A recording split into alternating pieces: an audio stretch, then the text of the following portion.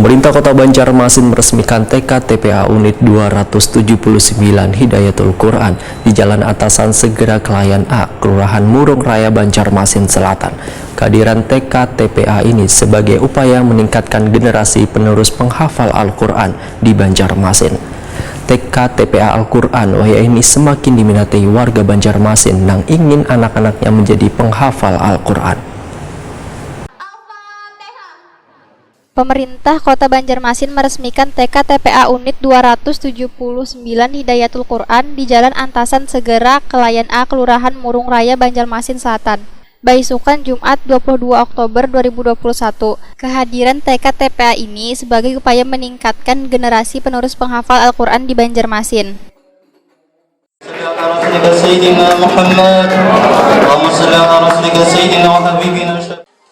Wali Kota Banjarmasin Ibnu Sina wayah ditakuni Prima TV memadahkan TK TPA Al-Quran wayah ini semakin diminati warga Banjarmasin yang ingin anak-anaknya bisa menjadi penghafal Al-Quran.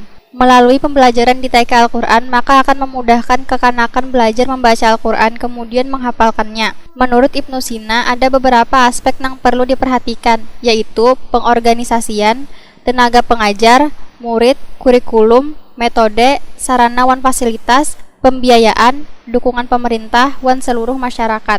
Karena kualitas sumber daya manusia dari bubuhan guru di TPA ini merupakan ujung tombak keberhasilan pengajaran wan pengembangan pendidikan Al-Quran. Di Kelurahan Murung Raya, unit BKPRNI yang ke-279 asuhan Ustaz Zainal Abidin, dan mudah-mudahan ini menjadi status yang diperjelas. Keberadaannya berarti sudah diakui walaupun sudah berjalan 2 tahun lah.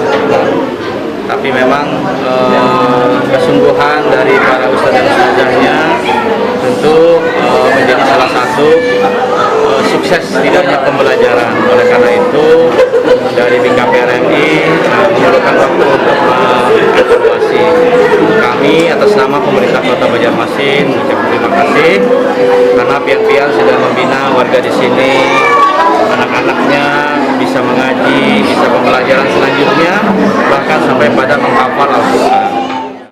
Ibnu Sina berharap Banjarmasin bisa menjadi sebagai lumbung bubuhan qori-qoriah wan hafiz hafizah pembaca wan penghafal Al-Quran.